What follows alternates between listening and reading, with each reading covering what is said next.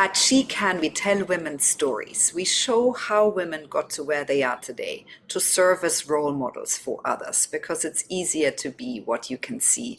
And I'm really excited to talk to Emelie Olsson today. Emelie, welcome to She Can. You're the co-founder and COO of Corite. That is a platform where fans can invest in other people's music, so into artists. And you're also in the Forbes 30 under 30. Congratulations. Tell us a little bit more about yourself and what you do. Yes, thank you. And thank you for having me. So I'm one of the co-founders of Corite. I'm one of three. I come from a small city outside Gothenburg in Sweden. And about 10 years ago, I moved to Stockholm. I've been more or less working since the age of 14, so for half my life. I've always been very passionate about solving problems and finding new innovative way of solving things. I look forward to this conversation. So, Emelie, thank you for that. Tell us a little bit more about your journey. I know that you've had a sort of non-traditional, non-linear career path. So tell us a bit more about that.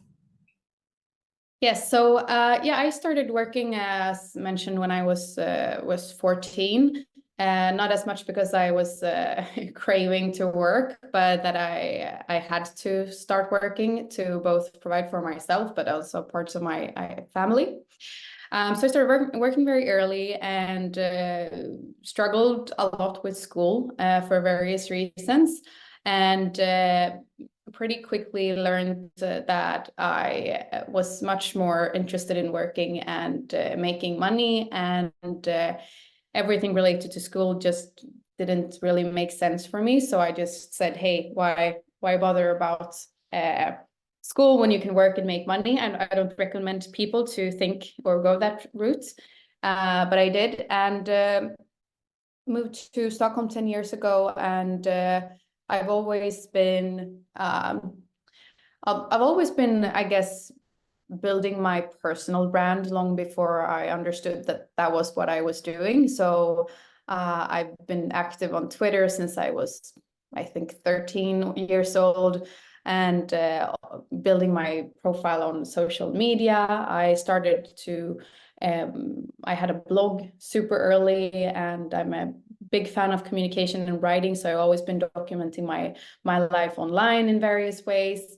And when I moved to Stockholm, I started to dip my toes into media. So I started a podcast with a friend of mine, and started doing more of the blogging thing. I never know what to say, if I was kind of like a micro influencer or similar, I guess. And since my time in Stockholm, I've been doing everything from working in call centers to being a parking guard to working with recruitment to working at the kindergarten. So I've really been doing a little bit of everything, and but always in all workplaces that I've been at, that I've always been very striving towards doing things in the best possible way. So improving processes and improving things in general, which has not always been not all my former employees has been big fans of that. But that's just how I work, I guess. When I see something that can be improved, I really want to improve it, even though, I don't get anything back for it. So I did that with a couple of jobs and felt that, I can't really get any longer in these positions. And that's when, I started looking around for other opportunities. And it was, I guess, a mix of luck and good timing when a friend of mine introduced me to my co-founders. And ever since we've been working together, and I've always had as well had like projects aside to my day job. So I've had like charity projects, or I had a stand-up club, and I've had my podcast and stuff. So I've always been trying to do things on the side, which I think has both contribute to my network, not only working to earn money or to get anything back, but to either meet people or do something exciting that inspires me or leads me to meeting people that I would never have met before, or just doing fun things. So yeah, I mean, it's a condensed story of 29 years. So, but that's about how I ended up here. So I never thought that I would end up in the music industry at all. Emelie, so I love that. And it really shows that if you hustle and you do what you believe in, and I guess that all of those things really come in handy being a COO, where it's all about those systems. Emelie, so give us a little bit of an insight into your day-to-day with Corite. What does that mean?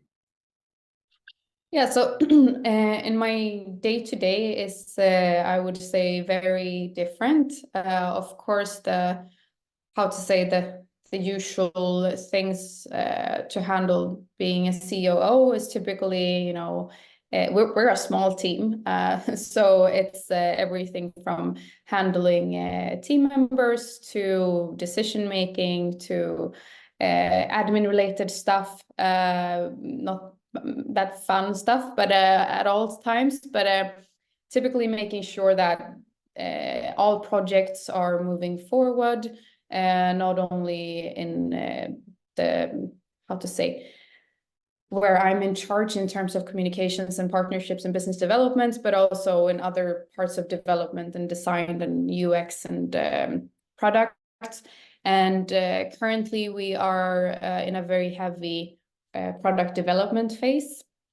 And as we're a small team, everyone is just, wearing so many hats. I do on a daily basis, I do everything from handling social media to meeting potential investors and labels to talk to them about the products we're building to, creating copy for our newsletter sent out. So it's a very widespread of my everyday things. And that is my role is really adjusting to the size of the team and the phase of the development we're in. I would imagine being a COO at a company like Google or another company would look totally different. But I think the underlying thing of being a COO is making sure that things move forward and to understand how to optimize all of those processes. Yeah, Emelie, exactly. And I love that. And you seem so well suited to it because it is so varied.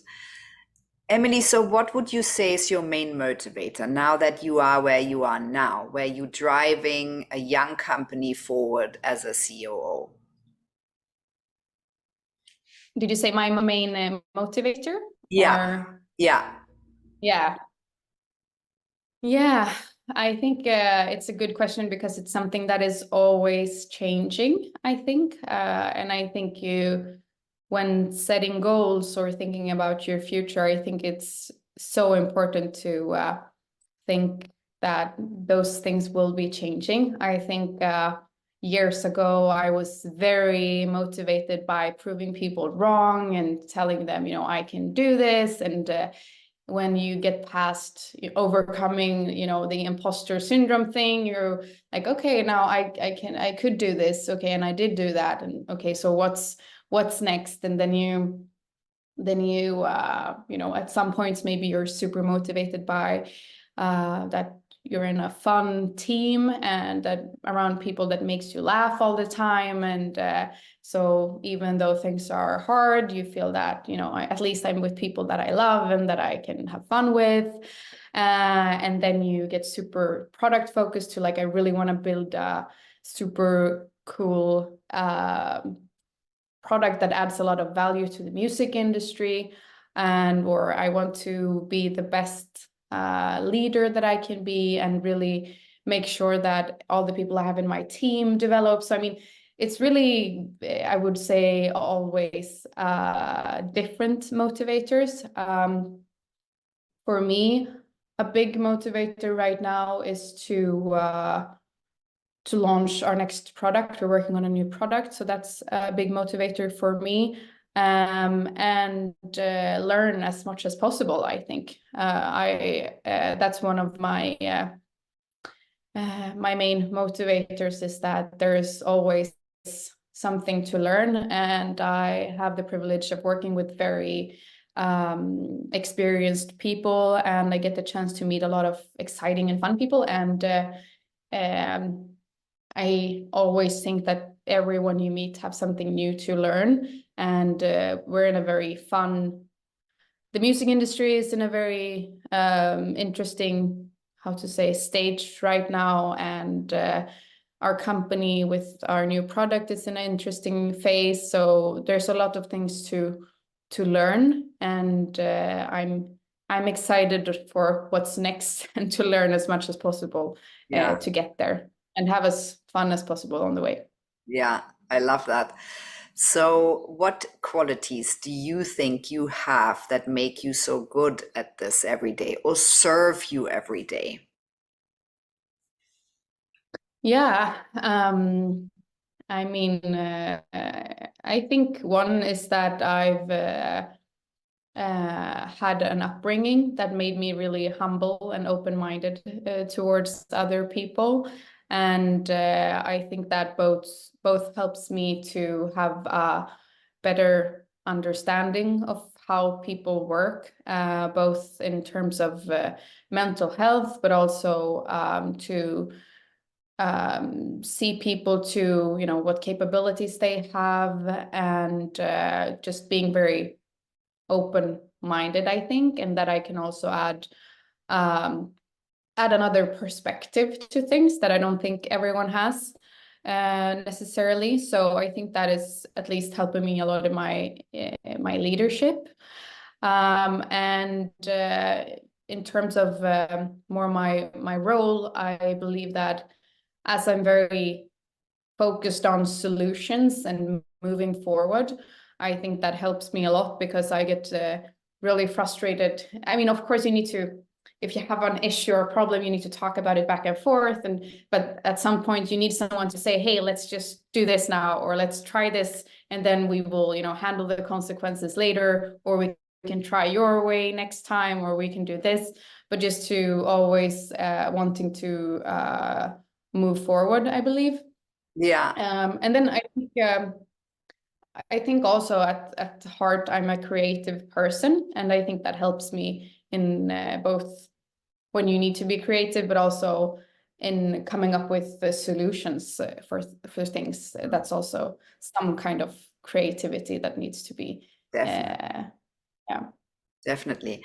And taking decisions to move forwards. Yeah. This drive that you want to move forward, and therefore you have to take lots of decisions. Emelie, so Sure.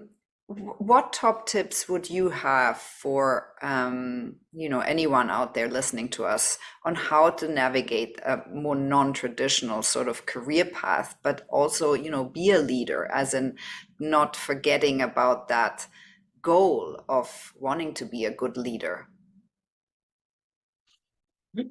Yeah.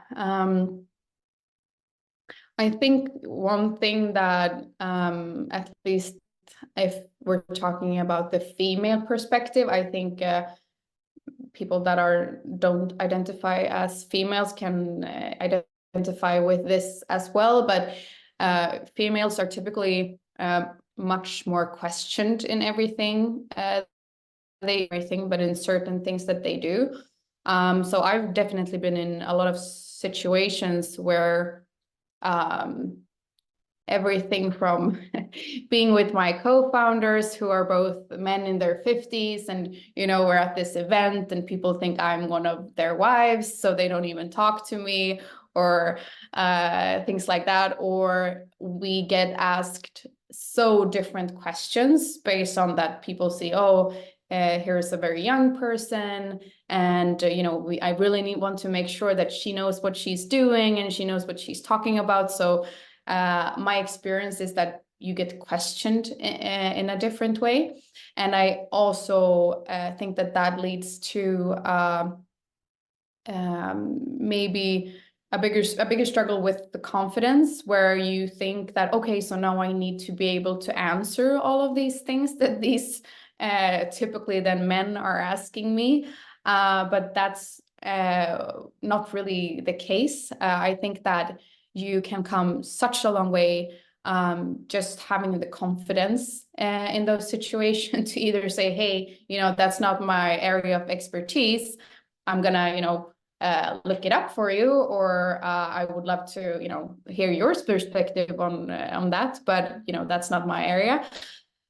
Or just yeah. So I think, and that thing, not having that confidence, I think, makes a lot of females to how to say, maybe wait longer before they accept bigger roles or to seek for that opportunity, because we want to be so good in everything we do. And while a male in their 30s wouldn't, perhaps turn down the same opportunities, because they're like, okay, I'll just go with the flow because I'll manage. So I think really working with yourself and surrounding yourself with people where you are able to grow in that way is really important, because I do think that especially leadership is one of those things where you need to have a certain amount of confidence in order for people to trust you in what you say, but also yeah, to be led by someone, you need to have that kind of confidence, I think. So that's one thing. But I also do think that there's a saying in Swedish, and I don't know how to translate it, but is sharpen your elbows. Is that a saying in English? I don't know. Yeah, okay. It could be. If it isn't, it should. Yeah. But I mean, you need to really, not take things personal, and really be, I try to not to think that, okay, that person did that to me just because I'm younger or I'm a woman or blah, blah, blah. I just say, that person probably had a argument with his wife this morning or something. I don't know. I'll let them go on with their day, and I do my thing. So, and in terms of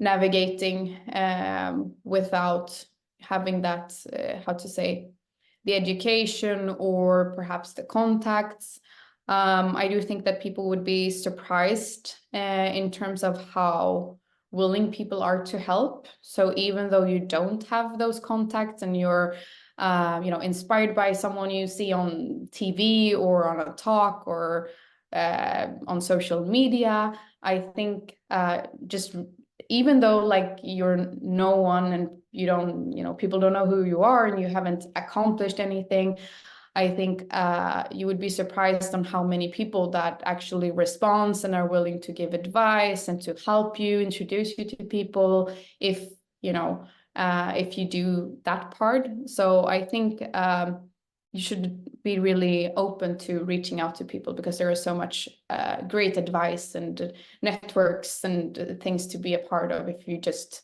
ask for it, actually. Yeah, I think you said very important points, Emelie. I think the first one made me think immediately about what I read about Reese Witherspoon to do. He said, I've built $1 billion company telling women stories, and the only thing people comment on is the dress that I wore to an awards show, which is summing that up. And I think that's exactly what it is. And still in 2024, we live in that world and we have to change it. So you've described it so beautifully of how you don't concentrate on those sort of, feedback, but you just persevere and you do your thing and you're doing it well. And the reaching out one, I think, is also really really important because especially with social media and LinkedIn, etc., you find people and you can reach out, and more often than not will they say yes. And that's how you can find a mentor. And another thing I just listened to from another woman I interviewed, it's the power of one. You know, it only takes one person Mm. to take you seriously and to give you that confidence that you can do it. And it doesn't have to be your family, it doesn't have to be your school, it's anyone you reach out to. And so anyone can do that. And so, Emelie, what are you most proud of to date? Hmm. Good question. I think I'm actually I'm proud over a lot of things. I think I rarely feel how to say happy with how things are. You know, you always feel like, oh, I could have done better in that, or I could have done more in that aspect. But I'm proud of everything that I've achieved, and I think especially changing my mindset.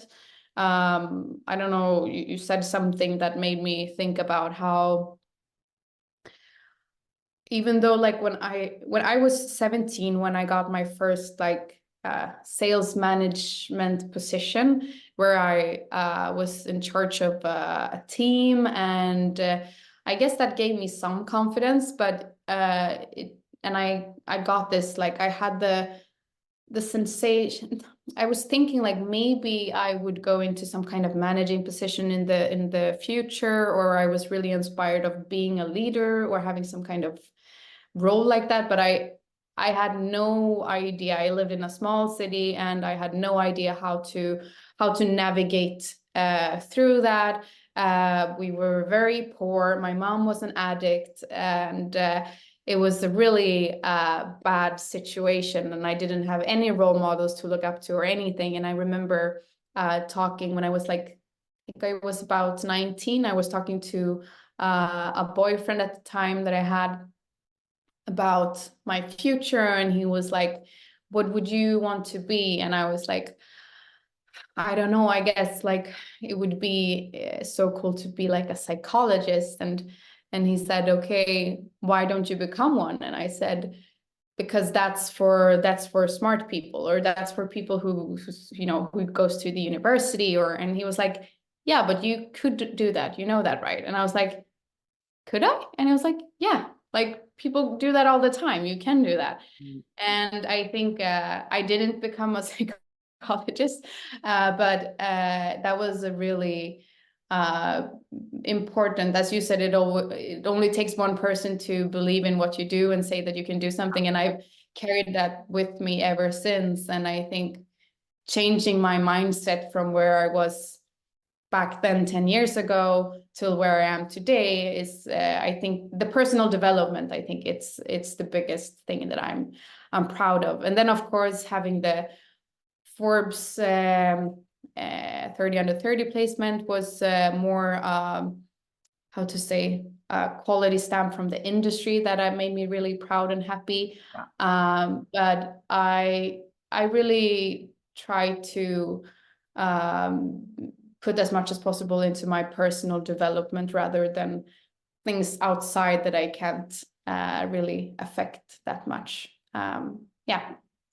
Emelie, yes, and I love listening to you because I think the incredible power that you ooze by telling your story of being able to trust yourself to do it, right? And this seems to be the sort of the string that I see from the 14-year-old that had to enter the workplace to the 17-year-old that thought maybe I can do it, and up to now. So that's a really powerful thing, I think. So tell us, what is in store for you, Emelie, or with Corite? What are the plans, the goals for the next years? Yeah, so short and long-term perspective for Corite, we're rolling out a new product called a flow, and that you can read about at aflow.co. And it's a personal or it's a career development tool for artists and the music industry. So basically, you could see it as Duolingo that helps artists to navigate through the music industry and understanding what to do, when to do it, and how to do so.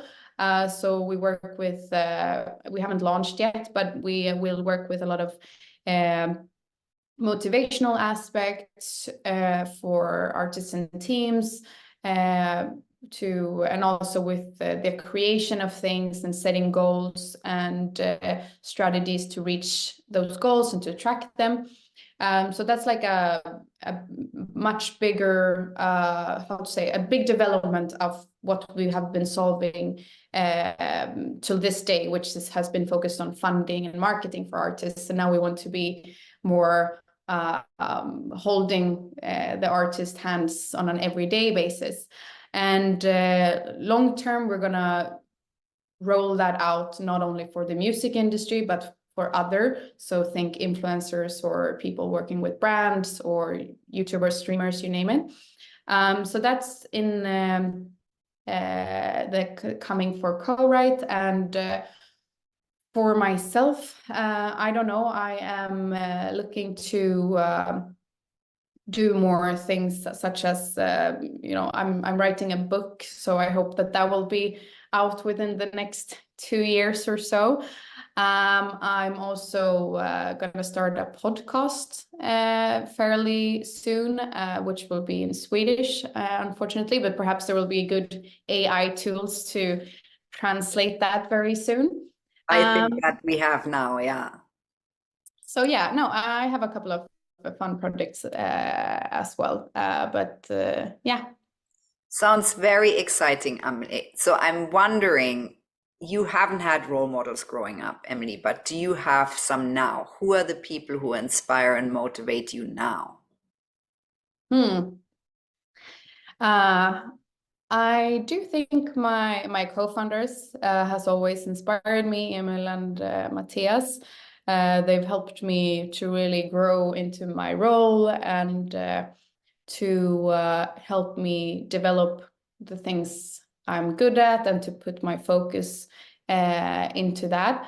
Then I have some other role models that are more not necessarily mentors, but people that has inspired me a lot along the way.